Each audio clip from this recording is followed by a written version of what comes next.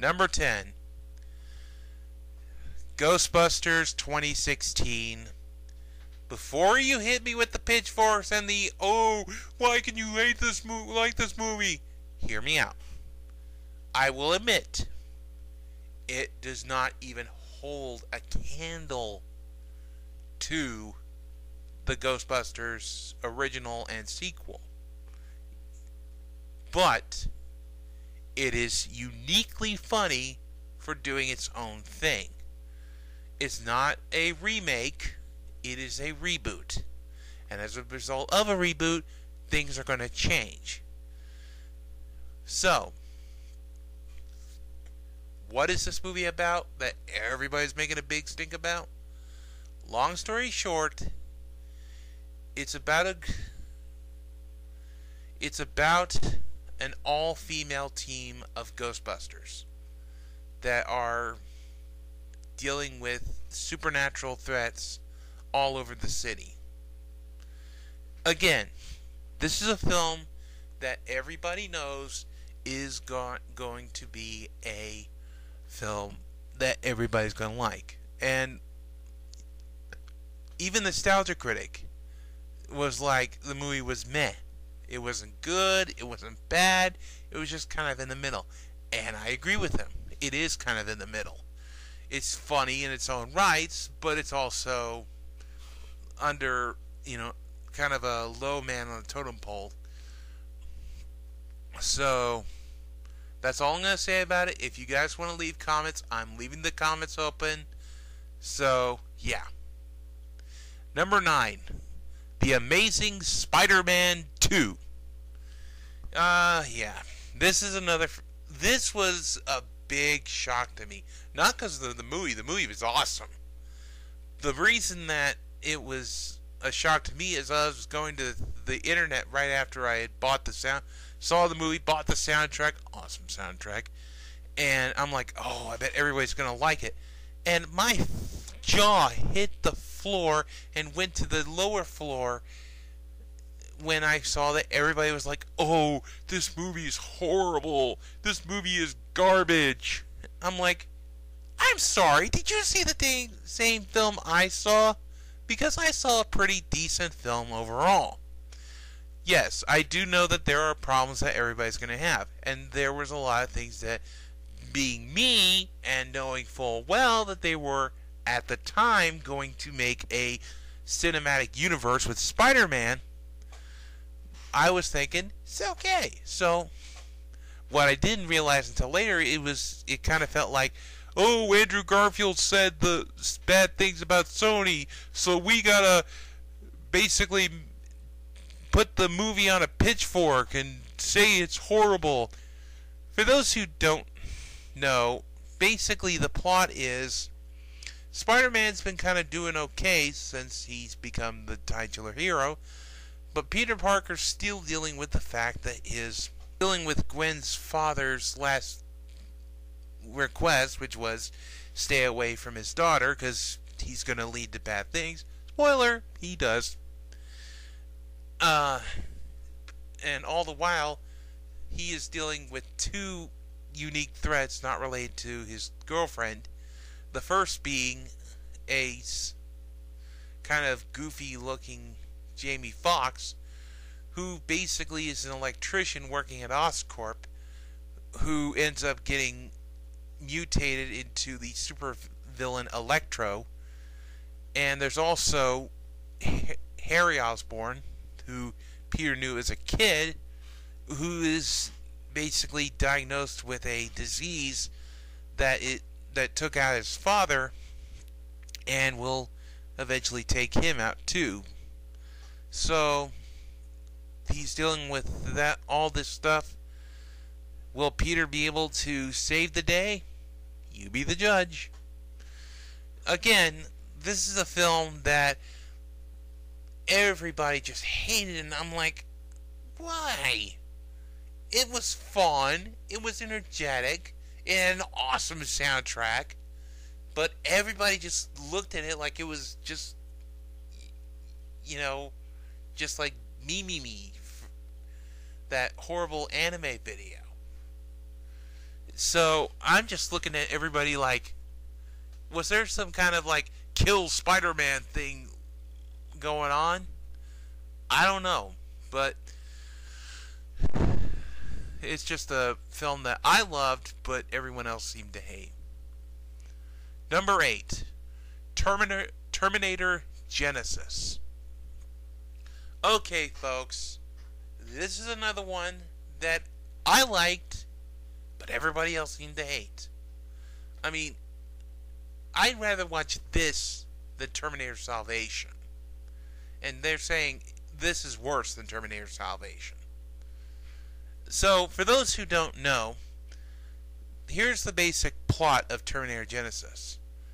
Kyle Reese, played by Suicide Squad's Jai Courtney, is sent into the future, is sent back to 1985 to basically deal with a Terminator that Skynet sent back to the past. But as Kyle is in the machine going back in time, John Connor, the leader of the Resistance, is attacked by, spoiler, Skynet, who basically uses him, because Skynet just finally realized, well, if you can't beat John Connor, turn him into one of us. Meanwhile, Kyle has ended up in 1985, but it's an alternate 1985, one in which Kyle gets attacked by a T-1000, and Sarah Connor shows up, not quite the Terminator 2, shotgun shooting mama, but definitely not the weak waitress.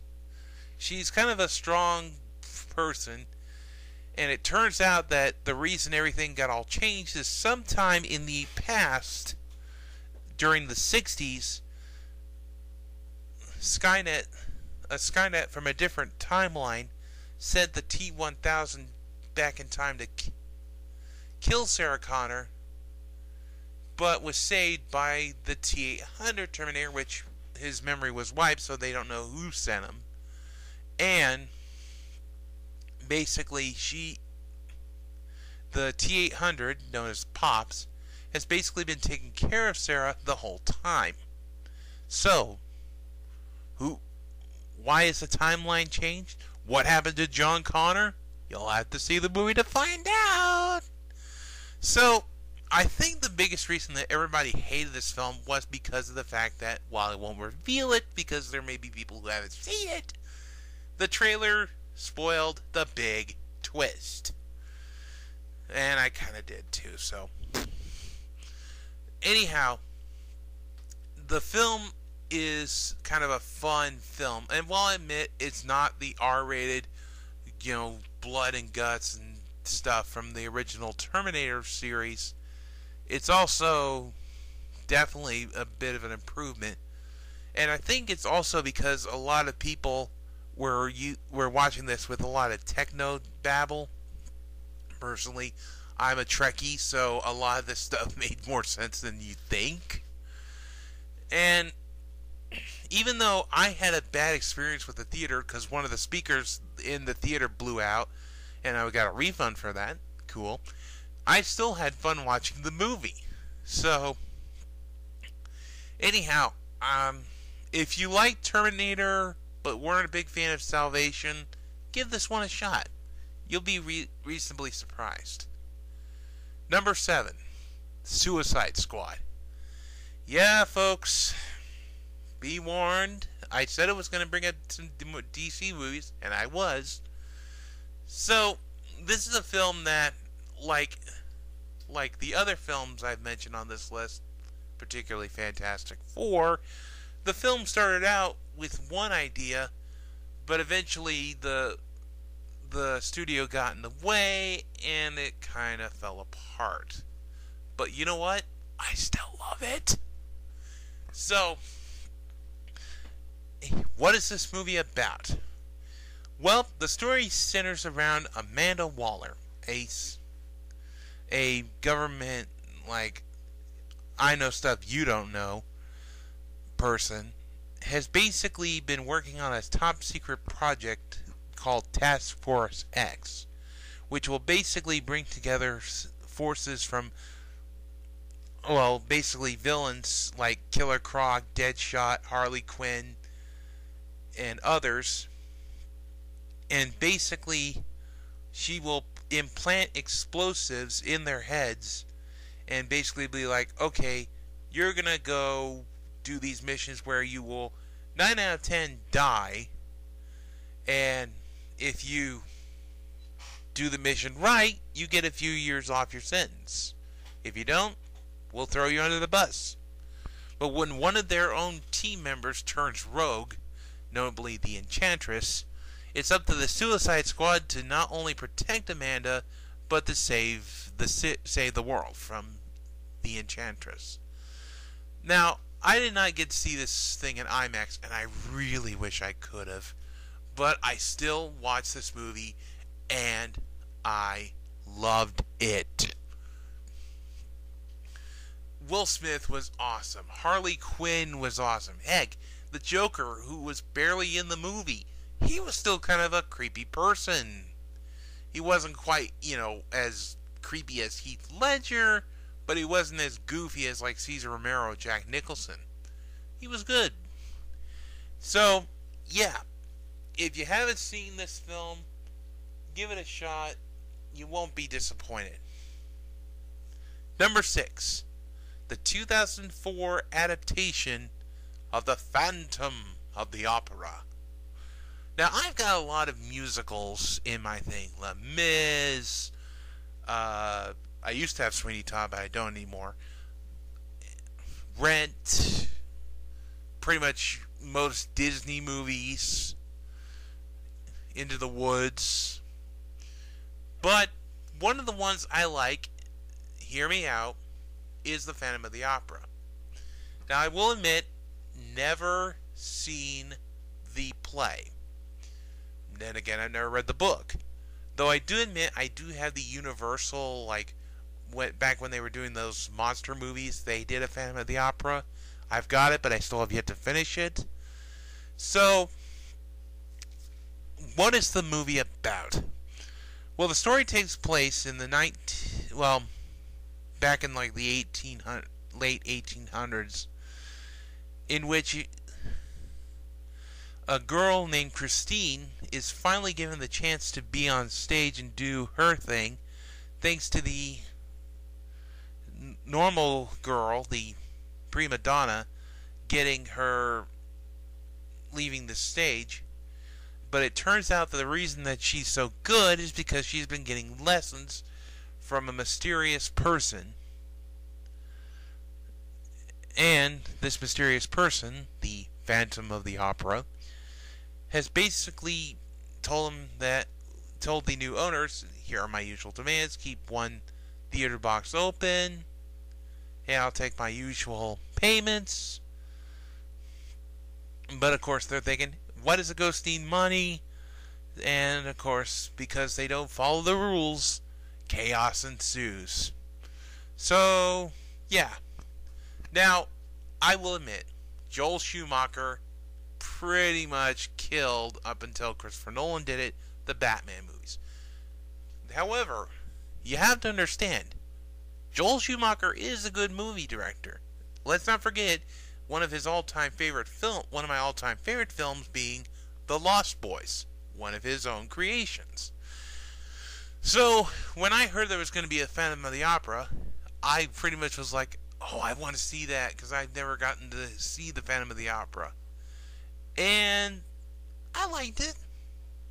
I think I may have liked it more than it should have, because I've never seen the play. I don't even have the music from the original play.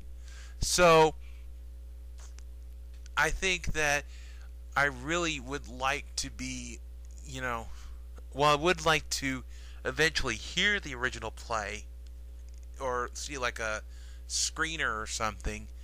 I'll just stick to what I've got, and maybe eventually I will buy the music from iTunes or something. So, yeah. Number 5. Batman vs. Superman, Dawn of Justice. Hear me out. You should really give the film a shot, especially since they made the R-rated extended cut. Because the extended cut actually makes more sense than the theatrical cut. So, what is the movie about? For those very few people who haven't seen it, the story takes place a few months after the events of the original Man of Steel, in which Superman is still kind of dealing with the fact that he has been dealing with everything, but a mysterious vigilante in Gotham City known as the Batman has basically gotten on Superman's radar because Bruce Wayne, played by Ben Affleck, as basically was there when Metropolis was nearly destroyed by all the stuff that was happening in the original film. And so, wanting to get revenge, because, not only revenge, but also because he sees Superman as, well, the biggest threat to humanity, because he's basically a walking god. Anyhow, it's up to Batman. Well, it's not really Batman's thing, but when the villainous Lex Luthor kidnaps Superman's mom, it's up to Superman to basically say, hey, we don't have to fight, hear me out. But Batman's like, let's just fight. Now, this is a film that, like Freddy vs. Jason, a film that is also pretty good, was going to be the biggest thing ever. I mean, this was, the hype was, like, monumental. So, you know, for the people who came to this film and were expecting so much, but kind of felt like they were let down, let me just say, you should see the extended cut. Because the extended cut has stuff in it that makes sense. Yeah, it was not a good film in its theatrical version. But with the extended cut, it makes the movie so much better. The cast was awesome. The crew, well, Zack Snyder's not all that great to me, but it was still good. And it definitely was a nice way to not only give us what we wanted, but also get us ready for a movie that I can't wait to go see this November, Justice League. So, moving on. Number 4, Green Lantern. Yeah, folks, don't worry, we got one more DC movie and then we're done. Well, with the DC movies. For those who didn't hear about this film, Green Lantern was going to basically be the film that launched. It was going to be basically DC's answer to Iron Man. Kind of do a rather unknown hero and basically put him in the big shoes. So, what is it about? Basically, the story focuses on brash pilot Hal Jordan, played by Deadpool himself, Ryan Reynolds, who basically is kind of hired by a dying alien named Abin Sur to basically take on the mantle of the Green Lantern, basically a space cop who fights off forces from beyond the stars. But Hal's time on the job is put to the test when an alien force not only infects a friend of his named Hector Hammond, but also an evil space force known as Parallax, which looks nothing like its comic counterpart, I should mention. And basically, not only Hal Jordan has to save his home world, but the whole galaxy from this threat. Now, I will admit, Ryan Reynolds was not the person to cast for this role. But with that said, it was still a good, beta test for doing a DC cinematic universe. And there are some good actors, both physical and voiceover, including like Michael Clark Duncan, rest his soul, Jeffrey Rush, Ryan Reynolds, obviously, and the list goes on. But I will admit, the only real thing I could say that was wrong with it, Ryan Reynolds was probably not the best choice for doing a role like this. But don't worry, Marvel got him better with Deadpool. So, again, moving on. Number 3, Batman Returns. I swear, this is the last DC movie on the main list. Basically, the end of Tim Burton's directorial run on the Batman franchise. I think this film's got a special place for me because, well, it was the first Batman movie I ever saw. I didn't see it in theaters, but I saw it. So, what is the story about? Well, it's been several months since Batman first appeared and gave the citizens of Gotham City something to look forward to. But when an evil circus gang shows up, terrorizing the citizens of Gotham during Christmas time, Batman does his normal stuff, but things are getting interesting when a business Mongol, Max Schreck, played by Christopher Walken, comes into the presence of a mysterious urban legend known as the Penguin, played by Danny DeVito. And basically, Danny DeVito's character, the Penguin, wants one thing. He wants to be above ground, mingling with the locals and just being kind of the coolest thing around. So with the help of Shrek, not only does he give him his wish, but he even gives him a chance to run for mayor. Meanwhile, Max Schreck's plans are basically almost compromised by Selena Kyle, a mousy secretary who works for him, played by Michelle Pfeiffer. But all that is changed, but her whole world gets thrown into a tizzy when basically she's thrown out of the building, and with some help of some cats that basically almost want to eat her, Selena Kyle is revived, but has kind of more of an attitude towards her. Realizing that humans are bad, men are bad, she becomes now her own villainous role as the Catwoman. And when the two forces collide, it's up to Batman to save the day. Okay. Batman Returns. It could have been better. I think because it was the first film I saw, a lot of the jokes really didn't go into my head. Some I won't say because, this is a family-friendly podcast, review list. But I digress. Batman Returns, it was cool. It was unique. I even had some toys from when the McDonald's before they pulled them off the shelves. So, yeah.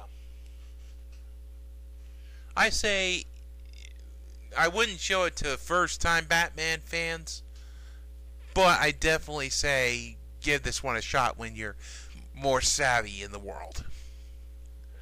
Number 2, Tron Legacy. Yeah, folks, I'm going to say it. Tron Legacy was fun. And while it may not ever get the sequel that we all want, there is already talk of doing a soft reboot with Jared Leto in the role. So for those who missed out on this one, what is the movie about? Well, back in 1989, Sam Flynn mysteriously disappeared, leaving his well, sorry, let me rephrase that. Kevin Flynn disappeared, leaving his son Sam to basically take over the job, but he kind of is looking at it like that was Dad's thing, it's not really my thing. But one day, Kevin's friend, played by Bruce Blocksteiner, receives a page from his father's arcade, and while going in there to check it out, Sam is sent into the grid, the virtual reality world where Kevin's been living, mostly due to the fact of Kevin's virtual double, Clue, played by CGI'd version of Jeff Bridges. And basically, Sam has to not only get his father out of there, but stop the evil Clue from trying to escape the virtual world and enter ours. So, now this was special to me because I actually took my father to see it, and it's one of the films that actually got me to, from about 2012 to 2017, do the 3D movies at home. What's really cool about this movie's home video release is that they actually use the IMAX cut of the film, so some screens it looks like regular bars on the screen, sometimes it's full screen, giving you that feeling like you're seeing it in the IMAX on a smaller screen. So the cast, of course, is awesome as Hector, and it's a shame that they're not going forward with Tron 3, but considering that, I don't know where they're going to go. So I say give it a shot if you haven't seen it. So yeah. Before we get to number 1, here are a few honorable mentions. Pixels. While I will admit it's one of the better Adam Sandler films, it's still not one I'm going to just rush out and watch again and again and again. The Divergent series Allegiant. While I will admit this film was cool to see in IMAX, the only reason that this is just an honorable mention is because they're, from all signs are saying that they're probably not going to do Ascendant. Superman Returns. I will admit, the only reason this one is on the honorable mentions list is because this one actually has more fans that like it than I was expecting. So, really just, it's not on the list. Spider-Man 3. I will admit the movie was bad, but it could have been improved if they had done a few little tweaks, like leave Venom for another sequel. The Matrix sequels. I really couldn't pick one or the other to put on the list, so I just figured, well, if you can't pick one or the other, then don't use them at all. And finally, TMNT, Out of the Shadows. There was some people who liked it just as much as I did, so I didn't feel the need to put it on the list. Well, at least not as a primary list.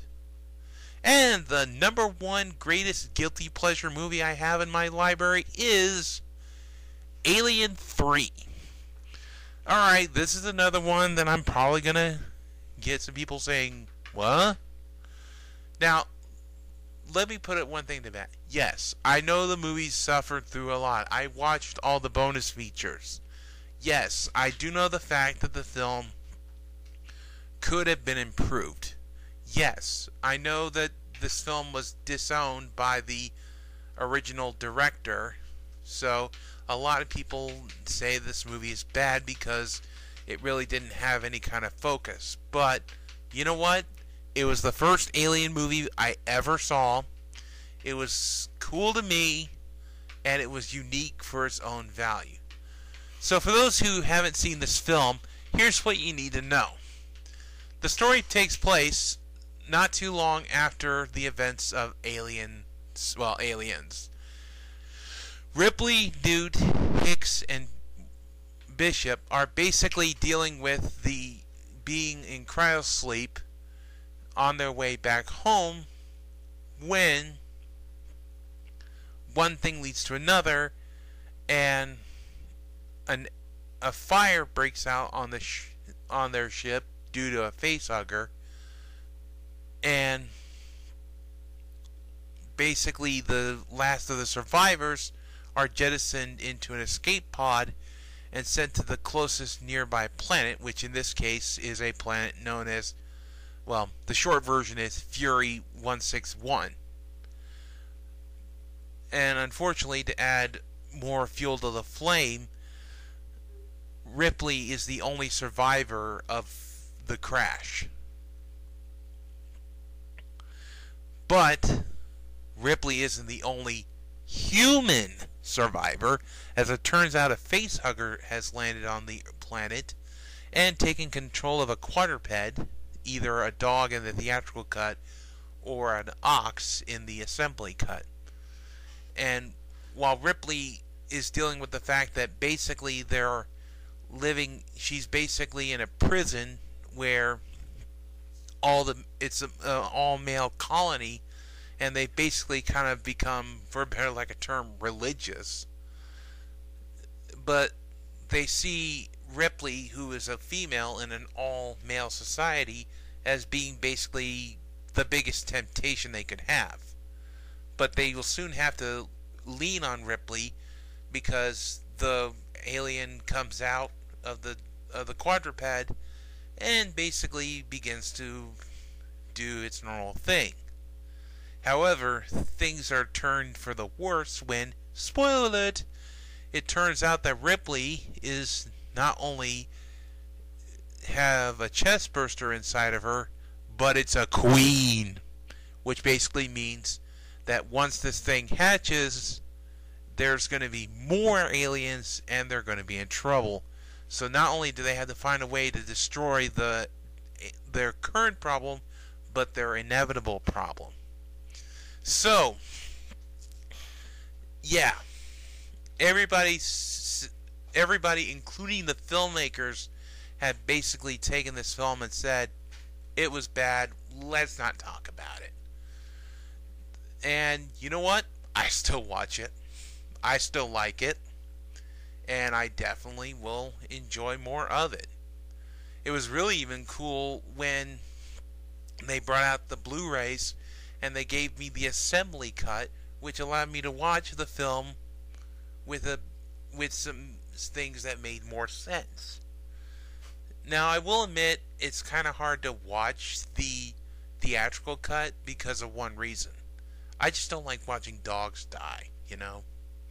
So, I will say, for me, Alien 3, to me, is the #1 guilty pleasure movie. So, I thank you all for coming. I've got more videos on the way, some Christmas related, because it's me, some anime, some more movie stuff, and I hope you enjoy. I'm sorry this is longer than expected, but, you know, go with what you know. So until next time, this is Cadvance saying, have fun!